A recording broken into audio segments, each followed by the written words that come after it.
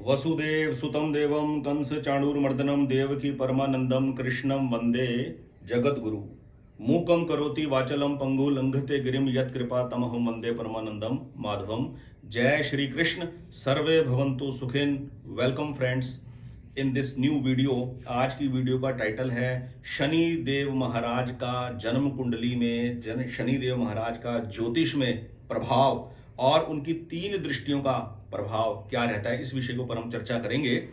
मैंने अपनी पिछली एक वीडियो में कहा था कि रामनवमी के दिन मैं एक कोर्स की लॉन्चिंग के बारे में आपको बताऊंगा।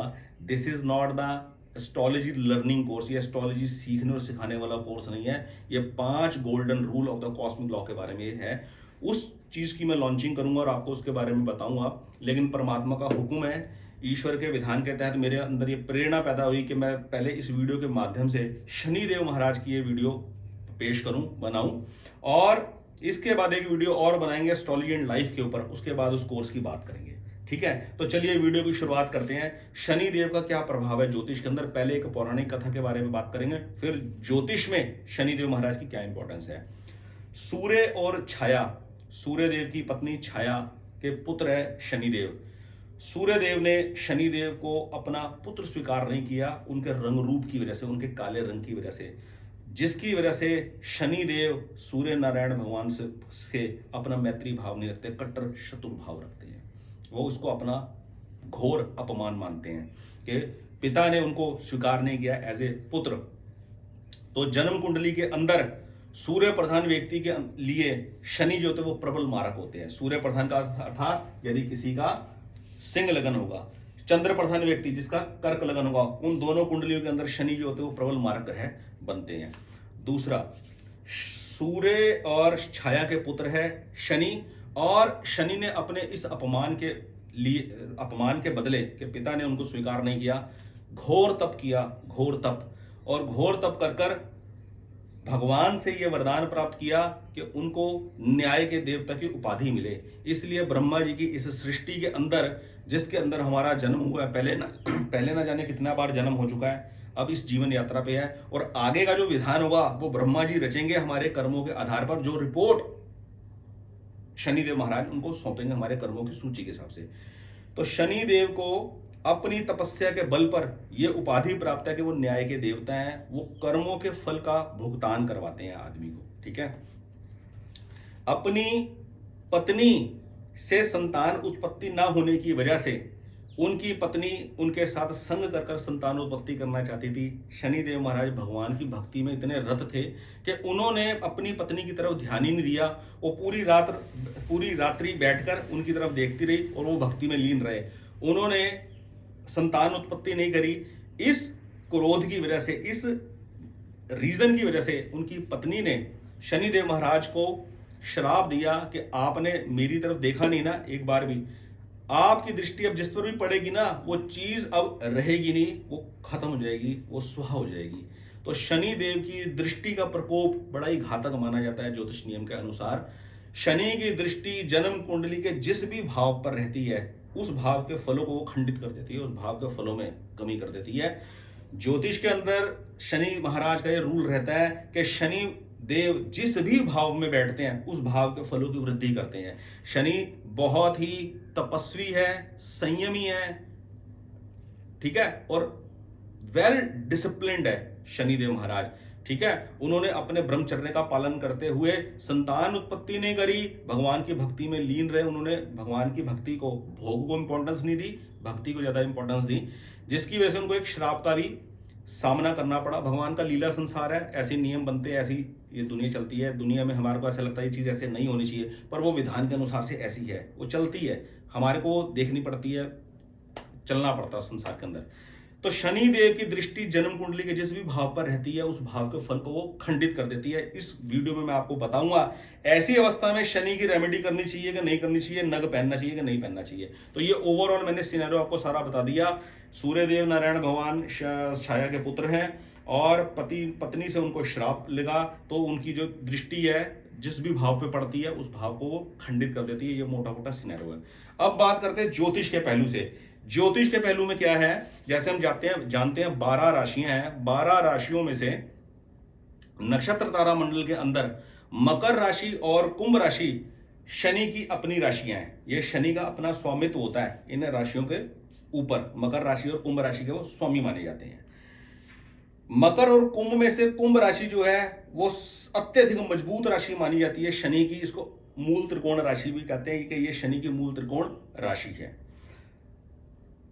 शनि सबसे ज्यादा अनफेवरेबल, सबसे ज्यादा अनकंफर्ट जोन महसूस करते हैं अश्विनी नक्षत्र में, भरणी नक्षत्र में और कृतिका नक्षत्र के अंदर। नक्षत्र तारा मंडल की शुरुआती के अंदर ही ये तीनों नक्षत्र होते हैं, अश्विनी, भरणी, कृतिका, और ये मेष राशि के अंदर पड़ते हैं। इसीलिए आप ये किताबों में पढ़ते होंगे कि शनि मेष राशि में नीच ही होते हैं। मेरी जन्म कुंडली में शनि नीच के होकर बैठे हैं फलाने फलाने भाव के अंदर। तो अश्विनी, भरणी, कृतिका, इन तीनों नक्षत्रों में शनि नीच के होते हैं। और ये पूरे ये अश्विनी 4 चरण के होते हैं मेष राशि में, भरणी पूरे 4 चरण के होते हैं और 1 चरण केवल कृतिका का होता है। तो इन तीनों नक्षत्रों में से शनि किस नक्षत्र के ऊपर बैठे हैं ये चीज मैटर करती है। सिर्फ ये अधूरी जानकारी है कि शनि नीच के ऊपर बैठे हैं मेष राशि के ऊपर। शनि किस नक्षत्र में बैठे हैं, अश्विनी में, भरणी में, कृतिका में। तो ये तीनों नक्षत्र अनकंफर्ट जोन है शनि के, एज पर रूल ऑफ ज्योतिष। दूसरा, शनि सबसे ज्यादा स्ट्रॉन्ग और फेवरेबल और हैप्पी होते हैं 3 नक्षत्रों के ऊपर। वो नक्षत्र है चित्रा, स्वाति, विशाखा। चित्रा, स्वाति, विशाखा। चित्रा मंगल का नक्षत्र है, स्वाति राहु का नक्षत्र है और विशाखा गुरु का नक्षत्र है।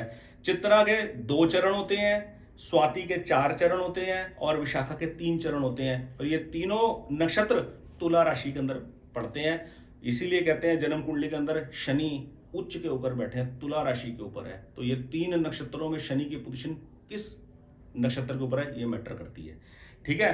पुष्य, अनुराधा और उत्तरा भाद्रपद शनि के अपने नक्षत्र होते हैं। हर ग्रह की लॉर्डशिप 3 नक्षत्रों की होती है। 3 नक्षत्रों का स्वामी होता है कोई एक ग्रह। तो पुष्य, अनुराधा, उत्तरा, भाद्रपद शनि के अपने खुद के नक्षत्र हैं। ये डिपेंड करता है लग्नेश, सुखेश, भागेश, कर्मेश, कौन शनि के नक्षत्र में बैठा है कौन नहीं बैठा, ये कैलकुलेशन का आधार होता है। तो 3 चीजें मैंने आपको बता दी। शनि की अपनी खुद की राशियां हैं मेष शनि की अपनी राशियां हैं मकर और कुंभ, जिसमें कुंभ राशि शनि की अपनी मूल त्रिकोण राशि है। उच्च की राशि है मेष, जिसमें 3 नक्षत्र पड़ते हैं अश्विनी, भरणी, कृतिका। और नीच की राशि है मेष शनि की, जिसके अंदर अश्विनी, भरणी, कृतिका 3 नक्षत्र पड़ते हैं। और उच्च की राशि है तुला, जिसके अंदर चित्रा, स्वाति और विशाखा ये 3 नक्षत्र पड़ते हैं। मंगल का नक्षत्र, राहु का नक्षत्र और गुरु का नक्षत्र। ठीक है। और शनि के अपने नक्षत्र भी मैंने आपको बता दिया, पुष्य, अनुराधा, उत्तरा, भाद्रपद। तो ये है मेन कैलकुलेशन। सबसे इंपॉर्टेंट बात, हर ग्रह जन्म कुंडली में अपने भाव से 7वें भाव को देखता है, लेकिन शनि के पास विशेष दृष्टियां होती है। 7वें के अलावा शनि 3रे और 10वें भाव को भी पूर्ण दृष्टि से देखते हैं। अब मैं जन्म कुंडली के ऊपर आपको विड्रॉ करके बताता हूं कि कैसे शनि की दृष्टि भाव के फल को खंडित करती है। ये जन्म कुंडली के 12 भाव होते हैं। जन्म कुंडली के 12 भाव होते हैं। 12 भावों में शनि जिस भी भाव में बैठेंगे, मान लीजिए शनि बैठते हैं विवाह वाले भाव में, शनि की पोजीशन जन्म कुंडली में विवाह वाले भाव में है, तो इस भाव की शनि वृद्धि करेंगे। इस भाव के फलों में शनि वृद्धि करेंगे। यहां से 1, 2, 3 भाग्य भाव, 3, 4, 5, 6, 7 लग्न भाव, 8, 9, 10 सुख भाव। सुख भाव के फलों को शनि खंडित करेंगे, यानी कि भाग्य से रिलेटेड कुछ ना कुछ कभी ना कभी ऐसा होगा कि दिमाग परेशान होगा जीवन में। कुछ ना कुछ पर्सनैलिटी को लेके, व्यक्तित्व को लेके, बोलने को लेकर ऐसा डिस्प्यूट क्रिएट होगा जीवन के अंदर कि वो एक मुख्य वजह बनेगा जीवन के अंदर। लगन के ऊपर शनि की पूर्ण दृष्टि है। शनि की पूर्ण दृष्टि, दशम दृष्टि सुख भाव के ऊपर है। सुख भाव में सब कुछ होते हुए भी कुछ ऐसा पॉइंट हो सकता है जिसको हासिल करने के लिए आदमी ताउम्र भागता रहे। ये होता है भाव के फल को खंडित करना। इसमें कोई डरने वाली बात नहीं है।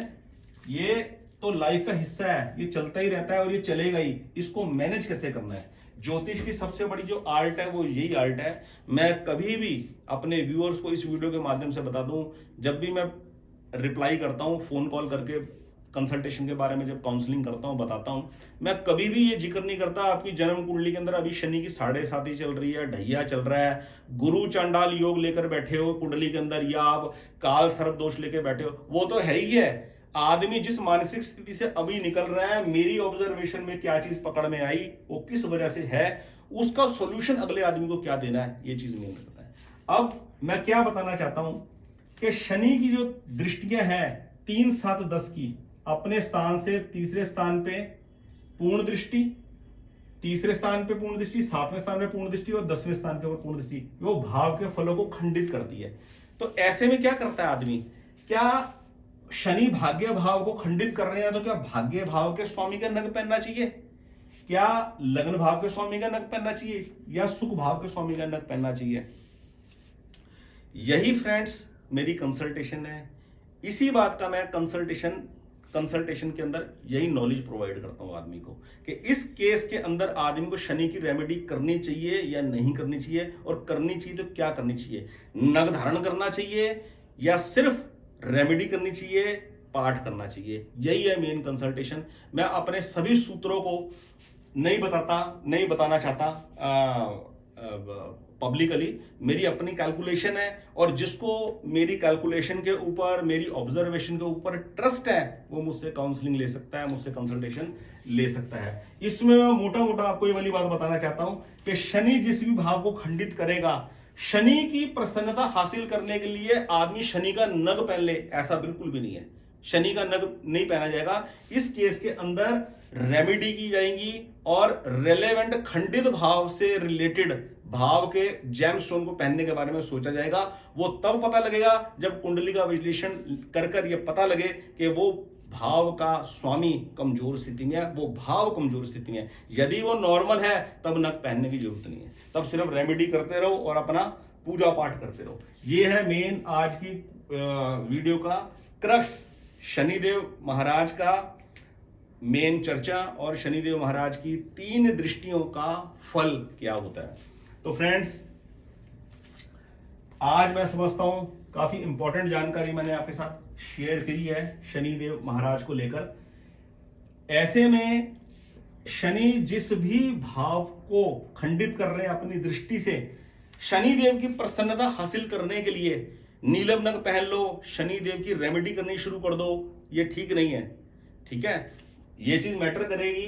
खंडित किया शनिदेव महाराज ने अपनी दृष्टि से, ठीक है, लगन क्या है, उस लगन वाले जातक के लिए शनि का क्या रिलेशन है, शनि उस लगन वाले के लिए बेनिफिशियल है कि नहीं बेनिफिशियल है। फॉर एग्जांपल अगर मैं आपसे कहूं, सूर्य प्रधान और चंद्र प्रधान व्यक्ति के लिए शनि लाभदायक नहीं है, प्रबल मारक ग्रह है। ठीक है, और ठीक इसके ऑपोजिट अगर मैं बात करूं, आपको सुनकर बड़ी हैरानी होगी, वृश्चिक लगन के जातक के लिए, हालांकि शनि मंगल को अपना शत्रु मानते हैं, शनि मंगल को अपना शत्रु मानते हैं, शनि सूर्य को, चंद्र को और मंगल को अपना परम शत्रु मानते हैं, लेकिन वृश्चिक लगन के अंदर, वृश्चिक लगन के जातक के लिए शनि प्रबल बेनिफिशियल, प्रबल लाभदायक ग्रह होते हैं।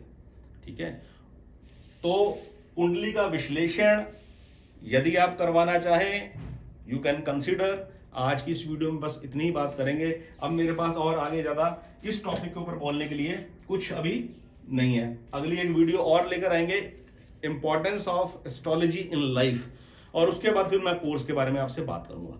बहुत बहुत धन्यवाद। जय श्री कृष्ण।